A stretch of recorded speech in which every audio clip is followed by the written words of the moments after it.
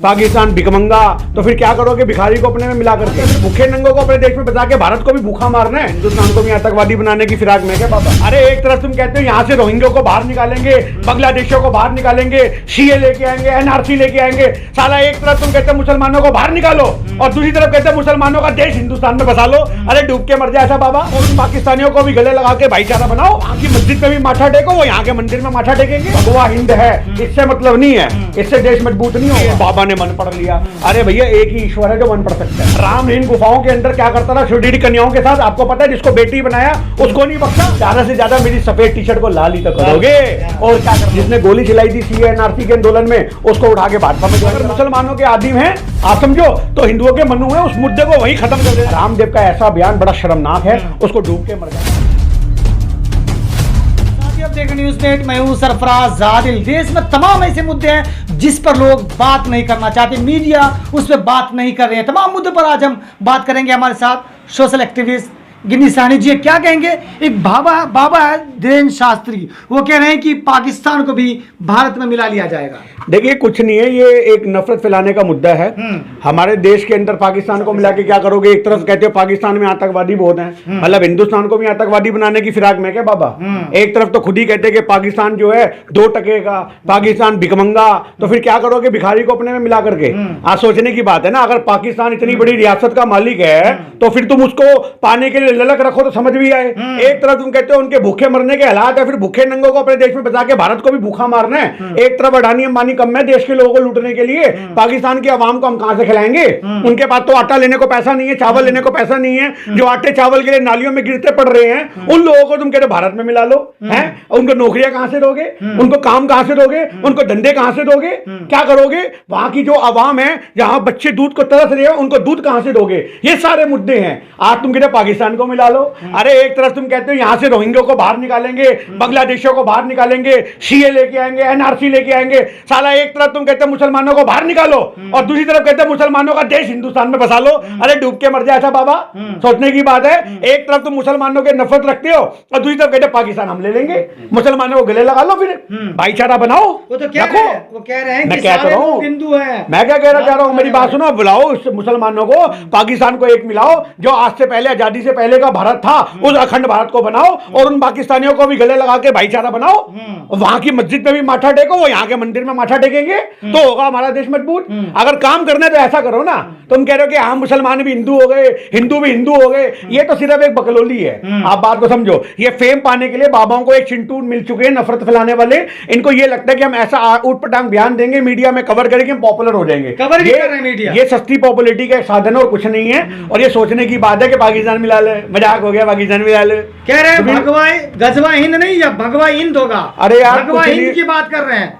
कुछ नहीं होगा, कुछ नहीं होगा। आज आपको अगर करना है तो रोजगारमय करो भारत को।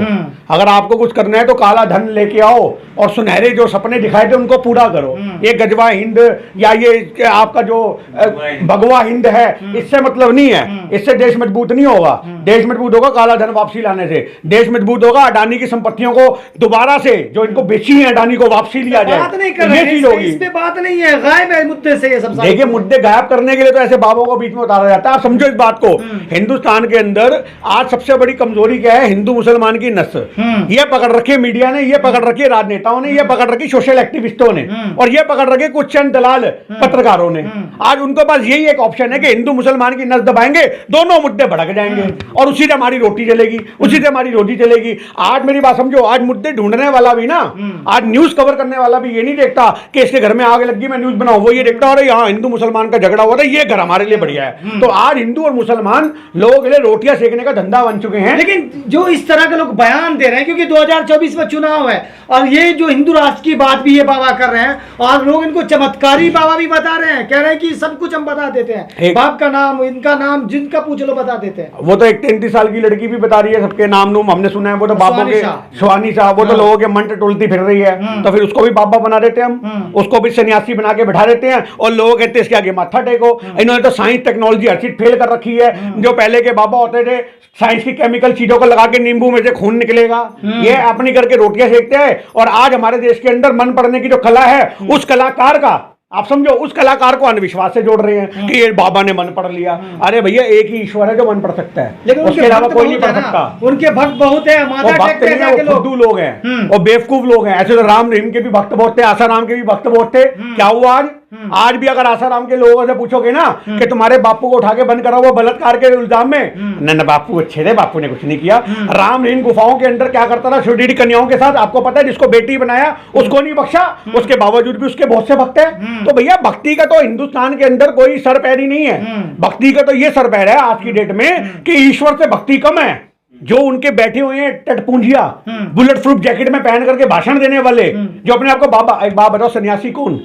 सन्यासी थे हमारे साईं बाबा, जो फकीरों की तरह सड़कों पे घूमते थे। सन्यासी थे हमारे गुरु नानक देव जी। ये काहे के सन्यासी है? बुलेट प्रूफ जैकेट चाहिए, बैठने के लिए बुलेट प्रूफ शीशा चाहिए, गाड़ी चाहिए, और उसके बाद पीएसओ चाहिए। आप समझो, उनको पीएसओ चाहिए। तो क्या डर है भैया तुम्हारे को? धमका रहे हैं। अरे तुमने तो आज भी मरना है, कल भी मरना है। सन्यासी को क्या डर मौत का? सन्यासी तो बनते ही वो है जो सबसे पहले मौत को खौफ खो देता है, जो मौत का खौफ अपने अंदर से बाहर निकालता है, वही तो सन्यासी है। सन्यासी राहुल गांधी था भारत जोड़ो यात्रा में, जिसको मौत का कोई खौफ नहीं था, जिसने अपने कश्मीर के अंदर इतनी बड़ी बात बोली कि ज्यादा से ज्यादा क्या करोगे, ज्यादा से ज्यादा मेरी सफेद टी शर्ट को लाल ही तो करोगे, और क्या कर लोगे। उसको सन्यासी कहते हैं। इनकी तरह नहीं है फट्टू बाबा जो पैसा कमाने के लिए बैठे हुए हैं, किसी की भी जमीन अपत्याली। अरे इनकी जमीनों का ब्यौरा निकाल लो, गरीब लोगों का हक मार के बैठे ये बाबा हैं। लेकिन जो आप गिन लीजिए, आप क्या समझते हैं 2024 में चुनाव, इस तरह के बाबा और हिंदू राष्ट्र की मांग जब तेजी से लोग उपजे इस बात को लेकर, लोग जोशीले हो चुके हैं। ना तो यही तो हिंदुओं को जंतर मंतर पे सजा रहे लोग, आ रहे हैं लोग, यही तो हिंदुओं को लुभाने की बात है। हिंदू राष्ट्र, हिंदू राष्ट्र की बात करते हैं। हिंदुओं की 2 बेटियों ने आत्मदाह कर लिया, तुमने क्या बचा लिया? आप बताओ, यूपी के अंदर, कानपुर के अंदर 2 बेटियों ने, उसका एक लाचार बाप बैठा कुर्सी पे लहू लुहान, वो अपनी बेटियों की शव यात्रा में शामिल हो रहा है। एक बाप, सोचो कितने बड़ी एक दुख होता है। आप सोचो कि एक जला के मारा, हाँ वही मैं कहना चाह रहा हूँ, प्रशासन ने जला के मारा है। तो वो चीज सोचने की बात है कि एक बाप के कांधे पे जवान बच्चों का, मैं कह रहा हूँ किसी ने भी जलाया, जब खुद जली या प्रशासन की गलती से जली, कैसे भी जली ना। तो हिंदू राष्ट्र की बात करते सबसे पहले सरकार को घेरो यूपी की, उन 2 बच्चियों के लिए इंसाफ मांगो। सारे हिंदू संगठन क्यों नहीं जाते? क्या वो हिंदू राष्ट्र है ही? हिंदुस्तान में रहने वाले हिंदू राष्ट्र है कि अरब में लोग जाते हैं, लोग इनको हिंदू ही बोलते हैं, जो हज करने जाते हैं उनको भी हिंदू बोलते हैं। देखिए, ये अपनी फिलॉसफी, इनकी अपनी साइंस है, बात को समझो। तो इनका, मेरी बात सुनो, मीडिया इनका जिसकी लाठी उसकी भैंस, वो चल रहा है मेरे भाई। अब ये कह रहे हिंदू राष्ट्र, मुसलमान भी हिंदू हो गए, सरदार भी हिंदू हो गए, सभी हिंदू हो गए, पहली बात है, अंग्रेज भी हिंदू हो गए, हबशी भी हिंदू हो गए, पूरा हिंदुस्तान के अलावा पूरा विश्व जो है वो हिंदू हो गया। ये खुश हो जाएंगे, बात को समझो, ये खुश हो जाएंगे। उस चीज से देश मजबूत नहीं होगा। आखिर भारत एक सेकुलर राष्ट्र है, फिर ऐसे लोग जो उबज चुके हैं, जो जंतर मंतर पर आकर मुसलमानों को काटने की बात करते हैं, मुसलमानों ईसाइयों को मारने की बात करते हैं, ये लोग हिंदू राष्ट्र की मांग अचानक से क्यों करने लगे? उनको क्या चाहिए? अचानक से नहीं, क्या लगता है? अचानक से नहीं भैया, प्री प्लान्ड है। हाँ। 2024 इलेक्शन की तैयारी हो रही है। बाकी जो राज्यों के अंदर जो दूसरी राजनीतिक पार्टी हैं, वो मुद्दों की बात कर रही है, ये धर्मों की बात कर रहे हैं, क्योंकि इनको पता है मुद्दों से तो हमें वोट मिलेंगे नहीं, हमने ऐसा कुछ किया नहीं। अब दोबारा से धर्मों को जगाओ, लोगों को हिंदू बनाओ, हिंदू राष्ट्र के नारे मजबूत करो। अभी 2024 में राम मंदिर का उद्घाटन हो जाएगा और पूरा इलेक्शन राम मंदिर पे ये फेवर कर जाएंगे। आप समझिए ना, पब्लिक को समझने की जरूरत है। मुसलमानों की काटने की जो बात करते हैं, ऐसे लोगों को क्या कहेंगे? महामंडलेश्वर लगाते हैं नाम के आगे। हरी सिंह है, वो कह रहे हैं कि मैं 80 साल का हूं, मैंने 83 लोगों को मारा हूं, खुलेआम जंतर मंतर पे, मेरे पास वीडियो है। वो तो ऐसे लोगों को पागल कहते हैं लोग, समझो आप, जो अपने आप कबूल खाना करते हैं ना कि हमने ये करा, हमने वो करा, इनको तो सरकार भी पागल कहती है। तो कोर्ट भी अगर लेके जाएंगे लोग कहेंगे पागल है। आप समझो, ऐसे पागल लोगों का कोई सर पैर नहीं होता। लोग भी तो बहुत है ना, भक्त भी आधे भक्त भी पागल होते हैं ऐसे लोगों के। जो बंदा कह रहा है मैंने इतने कत्ल कर दिए, फिर कहाँ है पुलिस, कहाँ है क्राइम ब्रांच, क्यों नहीं उसको पहले कत्ल के बाद पकड़ा? आप समझो, मतलब इससे हमारा ये पता लगता है कि हमारे देश का संविधान क्या है, इससे पता लगता है हमारे देश का सिस्टम क्या है, इससे पता लगता है हमारा प्रशासन सोया हुआ है। जो आदमी सरेआम बोल रहा है मैंने 83 कत्ल कर दिया और मैं छोड़ रहे मैं घूम रहा हूं, तो ऐसे मेरे सरकार पे लानत की बात है। जिस मीडिया ने दिखाया ये खबर, उनको नोटिस पुलिस ने भेज दिया। देखिए, आज छोटी सी बात है, क्योंकि आज उसने ये बोला होगा कि हमने मुसलमानों को मारा, क्योंकि उसको प्रोटेक्ट किया जाएगा। आज थोड़े दिन बाद उस बाबा के आगे ब्लैक कमांडो घूमेंगे। आप समझो इस बात को। हिंदुस्तान में यही तो हो रहा है, जिसने गोली चलाई थी CA-NRC के आंदोलन में, उसको उठा के भाजपा में ज्वाइन करा लिया। आप समझो इस बात को, यही तो भाजपा का गुरु मंत्र है। आप कुछ मत करो, पहले राजनीति में जाने के लिए राजनीतिक समझ का दायरा होना पड़ता था कि आदमी के बराबरी समझ है या नहीं है, इसको मुद्दे पता या नहीं पता, पढ़ा लिखा है या नहीं है। आज कुछ नहीं है, 2 बम मारो, 2 गोली चलाओ और भाजपा में शामिल हो जाओ, एक गमछा गले में डालो, भगवा तुम बन गए भाजपा के बड़े नेता। और यही हमारे देश में हो रहा है। बहुत ऐसे ऐसे नेता नहीं है जैसे बाबा रामदेव मुसलमानों पर भी एक टिप्पणी करते हैं। वो कहते हैं कि मुसलमान ऊपर टखनों के ऊपर पाजामा पहनते हैं, नमाज पढ़ते हैं, उनको लगता है कि सारा पाप धुल गया, वो हिंदुओं के सनातनियों को लड़की को उठाते हैं, जिहादी बन जाते हैं। तो क्या कहेंगे बाबा रामदेव इस तरह का बयान दे रहे हैं जबकि चुनाव करीब आने वाला है। हाँ, तो यही तो मैं आपको बोल रहा हूँ, अपने इक्के दुक्के टिक्के चौके जितने पास से होते हैं आदमी के पास वो सारे फेंकते हैं चुनावों के वक्त। तो मोदी सरकार इस समय मोदी सरकार इस समय उन बड़ी बड़ी हस्तियों को कैप्चर कर रही है, आप समझो, जिनके नाम है, जो ब्रांड है, बाबा रामदेव हो गए और जो बड़े सन्यासी हो गए, इनका इस्तेमाल हो रहा है और ये बाबाओं को भी नहीं पता हमारा इस्तेमाल हो रहा है। आप समझो इस बात को। ये लोग सोच रहे हैं कि अरे हमने सरकार ने बोला मोदी जी का ऊपर से आया है तो हम तो मानेंगे, ये तो ऊपर से हमारे ऊपर वो आया है। तो आज ये सोचने की बात है, बाबा रामदेव हो या कोई भी आपके जितने भी जोशी हो के आपने नाम लिए, ये सब मोदी सरकार के उठाए हुए आदमी तो हैं। मदनी भी जो अरशद मदनी वो भी बयान दे रहे हैं कि अल्लाह ही ओम है, ओम ही अल्लाह है। हाँ, तो आदम और मनु दोनों को सेम बता रहे हैं, बिल्कुल सद्भावना की बात कह रहे हैं। एक छोटी सी बात ये है कि भैया राम ही अल्लाह, अल्लाह ही राम है, इसमें तो कुछ गलत है ही नहीं। आज सारे भगवान है कि हम तो बचपन में सुनते आ रहे हैं ईश्वर अल्लाह तेरा। लेकिन जैन मुनि ने बहस करके आप मेरी बात को समझो, मेरी बात समझो। ये सिर्फ और सिर्फ मनु कौन और आदम कौन, इससे देश मजबूत नहीं होता। मैं आपको फिर बोल रहा हूँ। और किसको पता है ये बात? नहीं, किसको पता है ये बात? किसको पता है? ये पुरानी कथाएं हैं, इनके बाप दादा अरबों साल पुरानी बातें हैं। ये किसको पता कौन आया था कौन नहीं आया था? आप समझो इस समय। और तो मेरी बात को समझो, अगर मनु आया तो मनु भी आई होगी।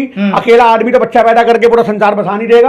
आदम आया होगा तो आदिम भी आई होगी। तो साथ में अब वो कौन आया कौन नहीं आया? हाँ, कोई भी आया हो, उससे मतलब नहीं है। आज मतलब ये पुरानी कथाएं हैं। आज मुसलमानों के लिए आदम हो गए और हिंदुओं के लिए मन्नू हो गए। आप समझो इस बात को, पूरी सृष्टि को बसाने वाले। और जबकि आज अगर आप इसका ब्यौरा निकालोगे तो लोग कहते हैं कि आदि मानव से हम लोग निकल के आए हैं, तो लोग कहते हैं, साइंस कहते हैं बंदरों से निकल के आए हैं। तो आप ये साइंस को देखें, इसको देखें, उसको देखें, कुछ नहीं है। ये तो कोई नहीं कह सकता कि मुर्गी पहले आई अंडा पहले आया, कौन है ये किसी को नहीं पता, ये साइंस कोई नहीं जानता।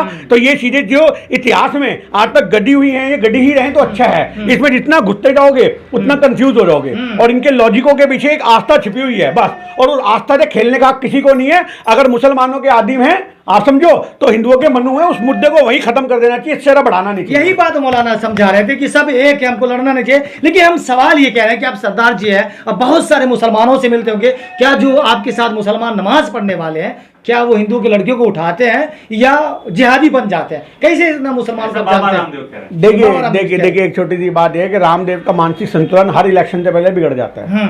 आप समझो, कभी वो बयान देता है 35 रुपए लीटर पेट्रोल चाहिए, कभी वो ऐसे बयान देता है। मेरी बात समझो, मैं क्या कहना चाह रहा हूँ, हर इलेक्शन से पहले बाबा रामदेव की अच्छी फैन फॉलोइंग है, उसके सामानों को खरीदने वाले बहुत से लोग हैं। तो आज वो उन चीजों का फायदा उठाता है। रामदेव का ऐसा बयान बड़ा शर्मनाक है, उसको डूब के मर जाना चाहिए। रामदेव को अपना मुंडन करवाना चाहिए और ये सोचना चाहिए कि हिंदुस्तान के अंदर नफरत फैलाने का अगर किसी के ऊपर एक सरों ताज लगेगा तो वो बाबा रामदेव के माथे पे लगेगा और किसी के माथे पे नहीं लगेगा। तो मुसलमानों को ये कह रहे हो कि वो लड़कियां उठाते हैं, अरे वो तो मोहब्बत होती है, इश्क तो किसी से भी हो सकता है। वो हिंदू की बेटी से मुसलमान की सरदार सी दिल, जहां दिल मिलने होते हैं वहां धर्म थोड़ी ना काम आते हैं। तो ये सोचने की बात है, बाबा रामदेव को इसके लिए ज्ञान लेना चाहिए, वरना ऐसी बातें करने से कोई फायदा नहीं है। चलिए, बहुत शुक्रिया आपका। तो ये थे गिन्नी सानी जी जो तमाम अपनी बात रख रहे थे, बाबा रामदेव की टिप्पणी पर बात रख रहे थे। धीरेन्द्र शास्त्री जो भगवा हिंद की बात कर रहे हैं, उनके लिए ये बकवास की बात है, क्योंकि भारत एक सेकुलर राष्ट्र था और राष्ट्र का आप क्या इस बात को लेकर सोचते हैं, हमें कमेंट्स कर जरूर बताइएगा। इस वीडियो को देखने के लिए आपका बहुत शुक्रिया।